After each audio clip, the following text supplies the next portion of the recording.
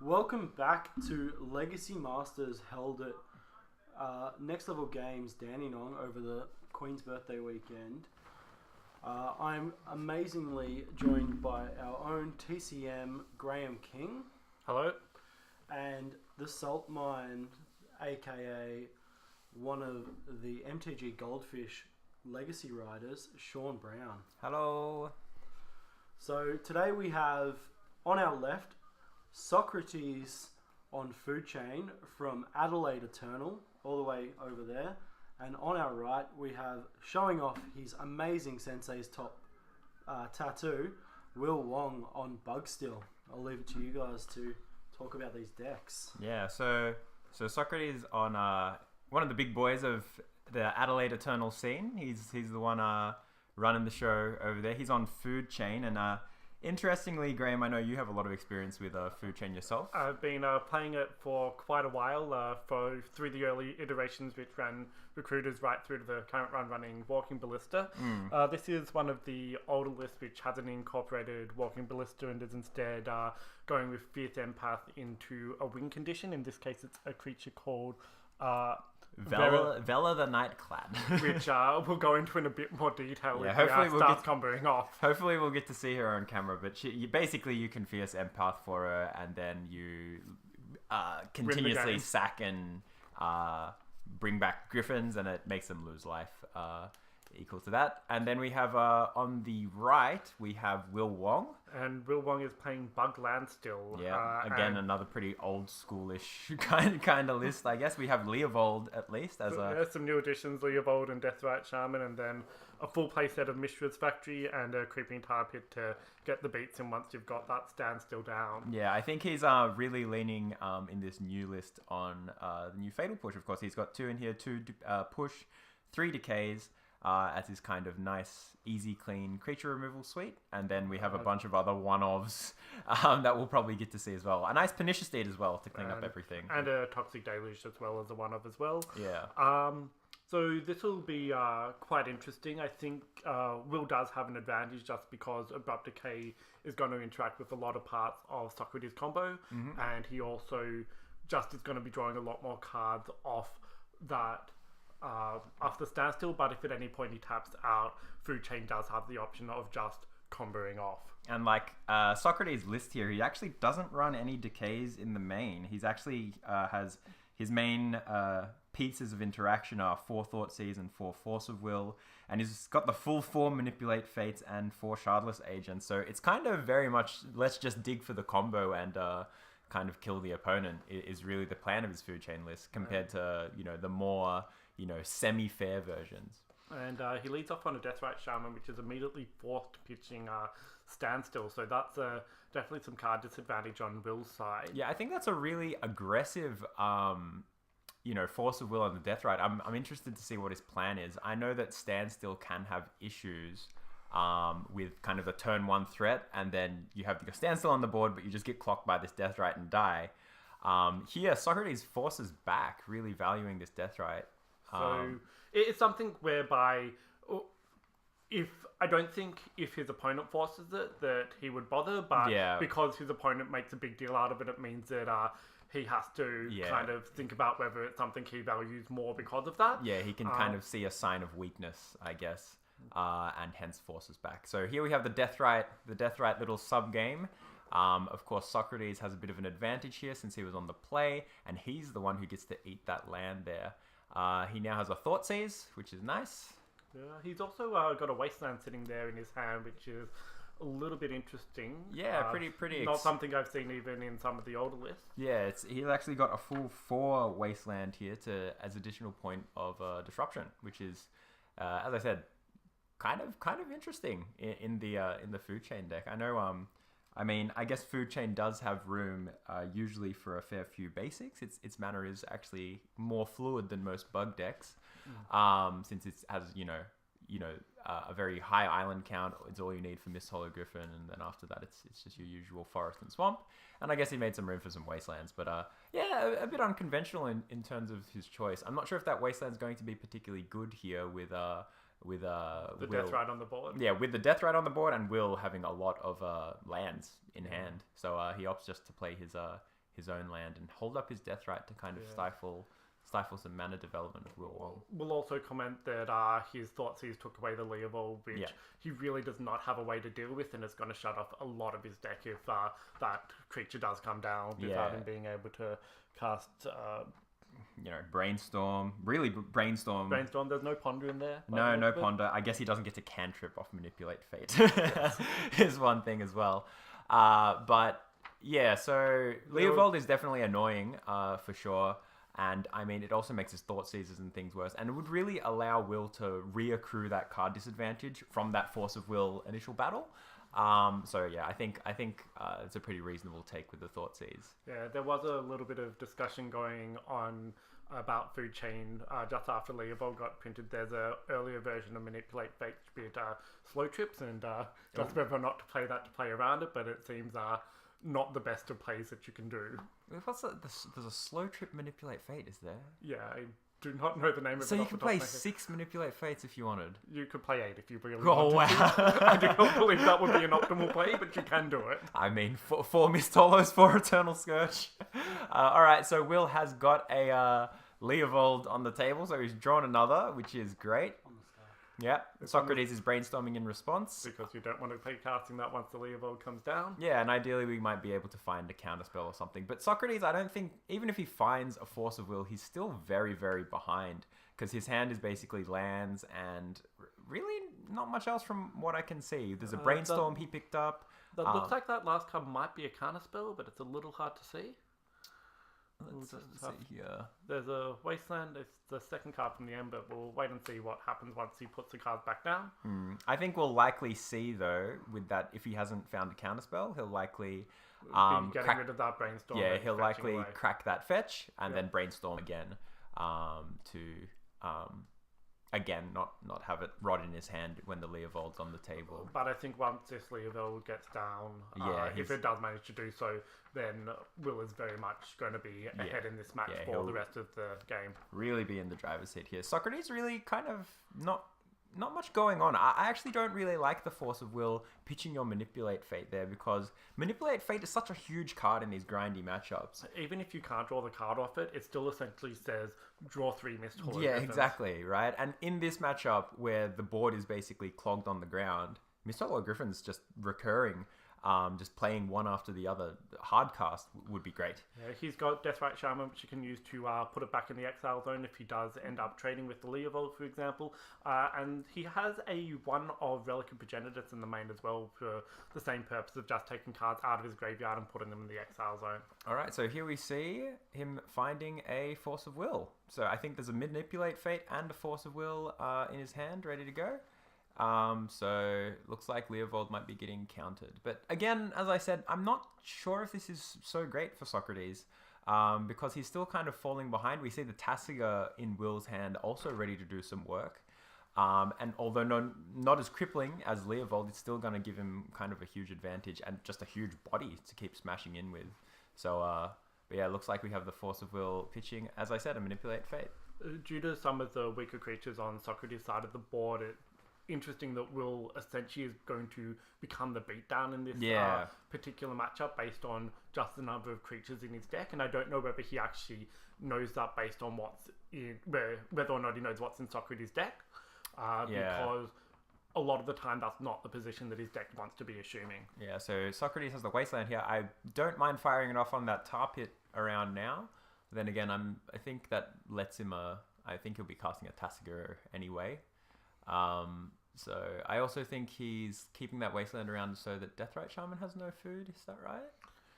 That makes sense. I don't think there's any land in either of the player's graveyard, but obviously we do have the Deathrite Shaman on Socrates' side at the moment. To also prevent that. He's got the Deathrite advantage at this point. Yeah, so... Anyway, looks like Will's having a bit of a tank here. He's trying to work out whether or not he wants to get rid of that Leovold out of his yard, I think, because if he wants to activate the Tasigur once it's in play, then it's one of the key threats that he will want to get back. So definitely. He might just be waiting until there's a little bit more food floating around. But also, even with that said, the Deathrite Shaman can get rid of it from Socrates' side if he wants it to. Okay, a second Deathrite Shaman here. So this really turns off Socrates' one now. which is going to be pretty handy. So here, Socrates heads up play, of course, as you said. Tassiger could potentially rebuy that Leovold, and now Socrates kind of dealing with it by targeting it with his Deathrite Shaman, and then Will being able to, fizzle that by eating it himself. It does mean that Socrates has the Deathrite advantage on his turn Yeah. until we go back to Will, and Will has 2 active at the one time, at which point he's going to lose that. Yeah. So Socrates has Food Chain to cast that he put back from the Brainstorm. And Will gives it a bit of a read. Not really doing much in this situation. It can make 2 mana and then do nothing with it if he really wants it to. But I don't think that's the ideal play at this current point. Yeah, we're really looking for... I mean, Socrates is really missing a lot of any part of the combo, really. So I don't think that's really much of an avenue that's going to be something. There was the Manipulate Fate, which went through his hand before, but that ended up getting pitched to Force. So he needs to rip one of 2 remaining Manipulate Fates that he's got in his deck, or any of his Misthollow Griffins or Eternal Scourge that he's got, and Will just immediately deals with it anyway. With Just finds the Abrupt Decay. And once again, he can just sit back on his Deathrite Shamans. It might even be worth attacking with one of them here, just because Socrates is tapped out and he's got the other one to hold up at the same time as well. Yeah. Oh, draws another Food Chain. And just immediately running that out there. Yeah. So another Food Chain. Again, still not doing much. Socrates going to eat the decay now, forcing Will to activate the Deathrites himself. So again, not really achieving much. He's very, very far behind here. And once Will kind of slams this Tassiger, which I wouldn't be surprised if, It might happen soon, or otherwise he could just start beating him with the Mishra's Factory that he's got down there. Yeah, I mean, the Tassiger's getting very ambitious to cast because of his empty graveyard, but he's got a lot of lands already, so he's getting... one polluted Delta in Socrates' side by the look of it. Yeah, it looks like there's 2. Yeah, it looks like there's 2 fetches there.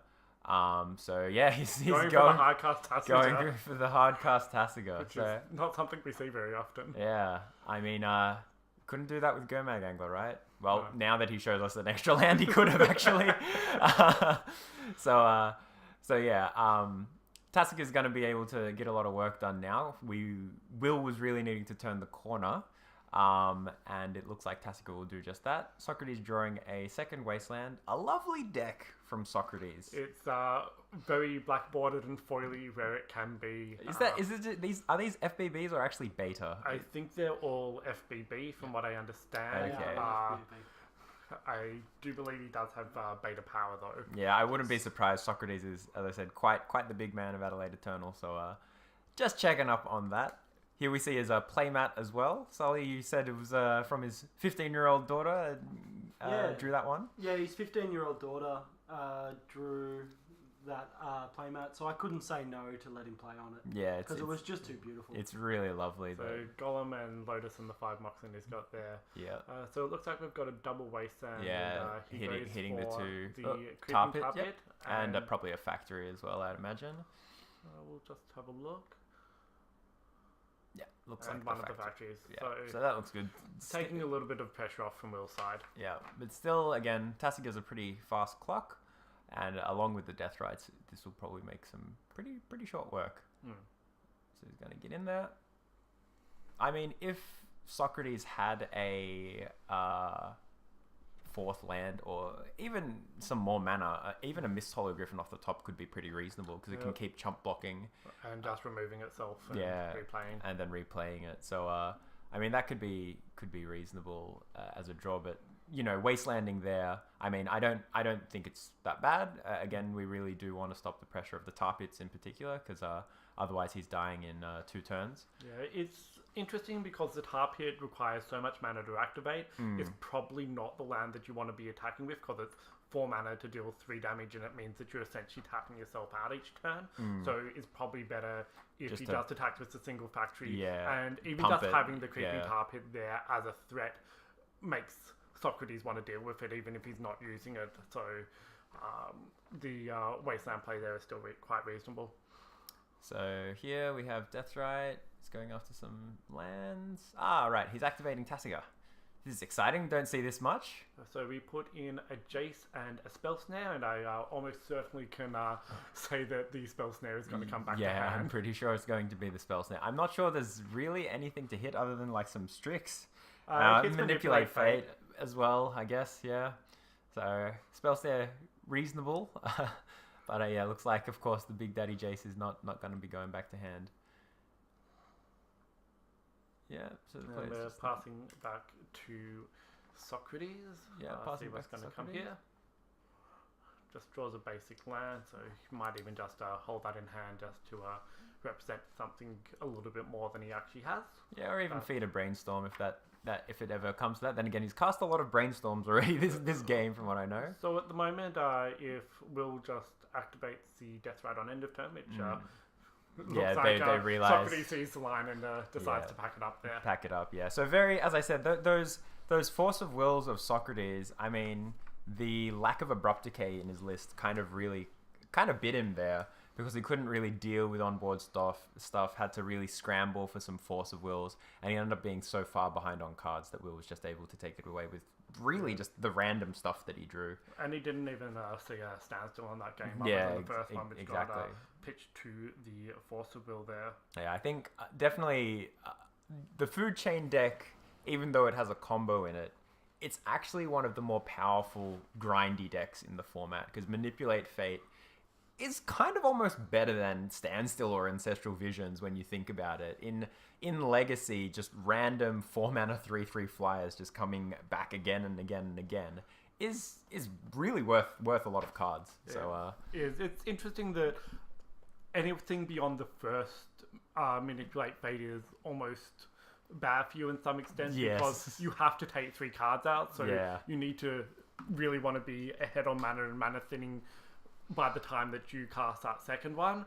And that's why I find it quite interesting that Socrates is running the full 4 of that deck. Let's just quickly go through the sideboards anyway, though. So on Will's side, we've got 1 Ashiok the Nightmare Weaver, Oh, a love Notion Thief, Oh, love Vendilion it. Click, 3 Flusterstorms, a Toxic Deluge, 1 Maelstrom Pulse, 1 Blue Sun Zenith, which is quite spicy, 2 Surgical Extractions, 2 Stifles, and 2 Teferi's Response. So there's not a lot on this side of the board which really deals with what Socrates is doing directly. Ashiok is actively bad, as is Surgical Extraction. yeah, against a creature. Ashiok usually is okay in these kind of grindy matchups, but it exiles the cards, right? So if you exile the Griffin, they can just cast it.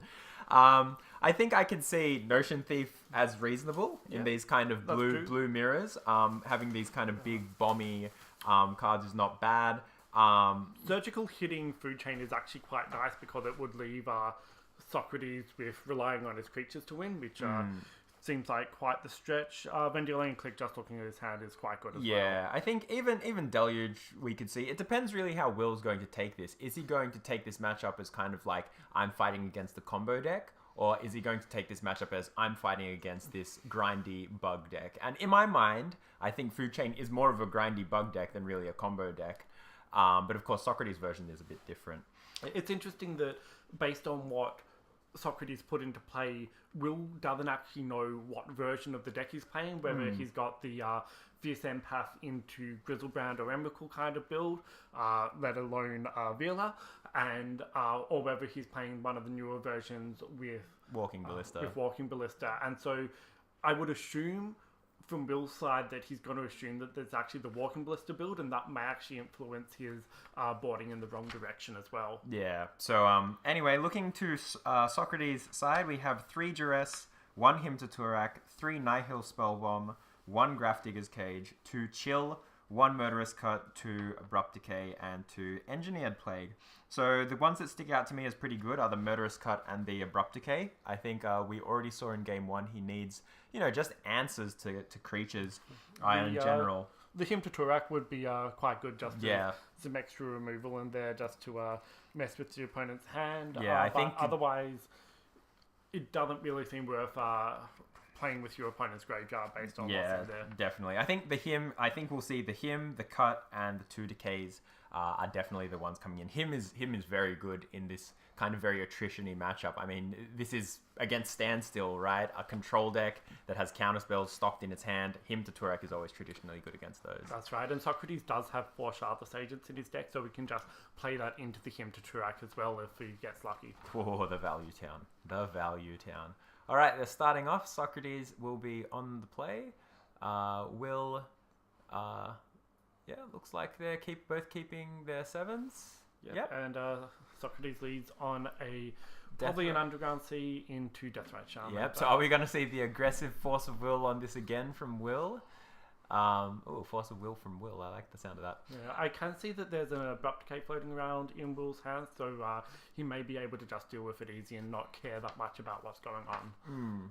Would be much nicer if it was a Fatal Push, of course. Dealing with turn 1 Deathrite on turn 1 is much more nice since they can't get that nice little advantage on their turn 2. But both the players appear to have a Force of Will in their hands, so that interaction may happen. Wow, aggressive again. So Force of Will pitching Brainstorm. So you always know that how I like this. I see where Will was taking this hand, the really aggressive line of force his mana dork and then wasteland him, and it's paying off, right? He kept the 1-land hand, so that is the good old 1-land Deathrite. Cannot imagine I would want to be in Socrates' spot at this particular time. I know this exact feeling playing Delver. Playing Delver, this happens all the time. And Will puts down an island to play around those wastelands he saw in the previous game. End of turn Brainstorm, that's quite aggressive as well, but I'm not actually sure he has a land. Yeah, I think he might have a factory, but it's not a black producing land. So I think that's why he wants to immediately be able to search for it. But again, he's not really under any pressure. I like main phasing that Brainstorm there instead. Now he's got a Tar Pit, and I think there was a Verdant Catacombs as well. No, that's a Misty, I think. Misty Rainforest, Misty another Rainforest, green fetch. Getting rid of at least one of those cards he saw off the Brainstorm before, but instead actually just leaving it up there. So we'll see what happens here. He may be holding up the one of Counterspell that he's got in that deck there. Yeah, that could be good here. I'm surprised he didn't cast the Deathrite Shaman and just be a bit proactive. Yeah, and Socrates follows up with basic Forest into Deathrite Shaman. So yeah, looks like... So I think Will here kind of punished for not playing the Tar Pit, because now he can't decay this Deathrite on time. So he might not be able to really stifle Socrates' mana development for the next turn, and we might see Socrates kind of climb back into the game. There's quite a few Brainstorms. Looks like he has a swamp anyway. Pulls a swamp and Abrupt Decay. Yeah, so that's up 3-land to 1 at the moment. Yeah, so it looks like Socrates still in a tough position. A Relic of Progenitus.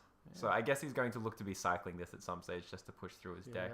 So a lot of the time, if it's possible, you do just hold this up for the purpose of recurring your own Griffins if they do end up in your graveyard. Yeah. And that it is just a one-of in the deck, so it's just going to stay there and slow down Will's side of the board. Yeah, I think a lot of lists, well, not a lot, but some of the recent Walking Ballista lists have played Trinket Mage, and you can get the Relic to kind of have that interaction even in your main deck, and just have main deck Grave Hate. So so that lets you play the Trinket Mage. Yes, obviously the Walking Ballista means you can cut down to the full 4 of instead and play a tutor package essentially with that. I love me a little bit of a Trinket Mage shooter package. It's just really, really fun with a bit of engineered explosives and a bit of Tormod's Crypts. Voltaic Key, Sensei's Top. Oh, wait, no, Vintage. Sorry, guys. Anyway, Will plays out a Deathrite Shaman off his swamp and a Creeping Tar Pit. Socrates says, "Can I fetch?" I guess he might know about these stifles that are in Will's sideboard. So he says, "Can I fetch?" I mean, stifles have been previously seen in very old Landstill lists as a ways to kind of really cripple the opponent's mana development on turn 1 and then slam that standstill on turn 2. Very much the same tempo plays as we now see in Delver Delver decks. Yeah. So it's interesting if Stifle are brought in mainly because Food Chain is a mana ability, which means it doesn't affect that. So Yeah. it depends on exactly what part of the deck he's wanting to target with that. Yeah. Don't know if he brought it in, but he could. It's a bit spicy. Could have brought into Fury's Response as well. Wastelands were shooting all over the place, so could be fun. And goes with the Brainstorm. Yep, so Socrates fetching off his Misty. And sees a Baleful Strix there. I'm guessing he's looking for exactly another Death Right here. Yeah, there is a Food Chain on the left-hand side of his hand, I think, just waiting there for the opportune moment to be cast. So Yeah. he might just be trying to find the rest of the combo there as well. Yeah, if any of his Death Rights actually hung around, he'd actually be in really good shape, but Will's just had the answers moving forward. Right, so here we're seeing an activation of the Relic. He's going to bust it here for So both the graveyards. drawing the card that he just put back off his Brainstorm, which is quite an interesting play. Yep. Yep, and he's drawing the card that he's put back with the Brainstorm. Which looks Off like it's the going to be a Baleful Strix, I believe. And that Relic should be removed from the game. Yeah, that's Oh, exiled. there we go. It gets exiled as well with its resolution. Well, I think it's actually, no, it's not its resolution, it's one of its costs One is of the costs, exile. Exile and then remove. Yeah, exile and exile. Yep, so he draws the Baleful Strix, but still unable to cast it. We see him Brainstorm locked as well, so hopefully he left a fetch land on top, but I'm not sure if we were able to see that. But yeah, this Baleful Strix could be rotting in his hand sometime soon. So it looks like that was that a Manipulate Fate or no, Fierce Empath? Yeah, so the Fierce Empath, Yeah. there is a Baleful Strix, there is a Food Chain, so he's got quite a lot of cards that he can play with if he can only get the land out, but instead goes to discard and discards his If Food only he had a Chain. Manipulate Fate there, he'd actually Manipulate Fate's a shuffle effect as well. I forget about that. So it's nice little bit of synergy with Brainstorm as well. But yeah, he's really looking for a land. I think that was the last card off his Brainstorm lock, so hopefully he's finding a land. But he's very quickly being beaten down by this Tarpit. Surprisingly, Will not going for the activation of the factory as well. I guess he has something he's holding up in hand. Yeah, well, you never really want to entirely tap out when you're playing a heavy control list like Bugstill, but Yeah. I'm not 100% certain what it'd be playing for 1 and a blue, though. Could be Teferi's Response. Very much could be, and that would be quite the blowout. Yep, 3. So we're seeing C3 Shardless plays out Agent. Shardless. Doesn't know what the top card is, so this is a blind Shardless. So it looks like this is a Judge promo Shardless as well. Again, Socrates with the nice bit of pimp. Yeah, it's got the new symbol, There the we go. new foil stamp on it. So I think it is. Hits Brainstorm and Brainstorms again. Still no fetch land, so he's Brainstorm locked a second time. And I think he'll have to discard to hand size again, won't he? So I'm not sure if I really like this agent here. Like he wants to be able to empty his hand as fast as possible, right? Because he's so behind. And maybe like playing out even the Food Chain or something like that would be great because All of his cards at the moment are going to be, a lot of them are going to be cantripping, but it's just a question of getting into the right position so that he can leverage things from his hand. Yeah, because he has a lot of cards, but he's falling a bit behind because he can't really utilize them. Looks like he has exactly 7 in hand, so at least he doesn't have to discard there. You can see, I think that's a Decay as well, so he might be able to, kill the Death Right, but Decay's not really great against manlands. Yep, so Decay's the Shardless Agent. Interesting, so that's a then bit attacks aggressive. him for 2 with Alright, the so I Nexus guess- Factory, yeah, so I guess just that clearing makes out the sense. way. Yeah, I guess that makes sense since he wants to attack with the factory. And once again, he's leaving up the 1 and blue, so I think that does lead to your idea that the Teferi's Response is sitting there in his hand somewhere, but he has carefully kept them down on the table so we can't see. Yeah, that would be exciting. There is a blue card in his hand. There is a blue Is it a card in- Teferi's Response? I think it is. Oh man, exciting. I'd love to see a Teferi's Response on camera. Really love to see that. So Socrates going with the Baleful Strix, drawing the second card that he knew was there off the Brainstorm, and then we're still digging for land, so I think we're about to go to discard once again. Yeah. He does have I think he has almost the entire combo in his hand, though, at the moment. There is Yeah. Food Chain, Fierce Empath, I mean, that's why you kind of want to just throw the food chain down as quick as possible, because that allows you to churn out your threats the next turn, right? Because, say, for example, he went for the Shardless Agent, you can sack the Shardless Agent, play a Strict, just kind of get all that rolling.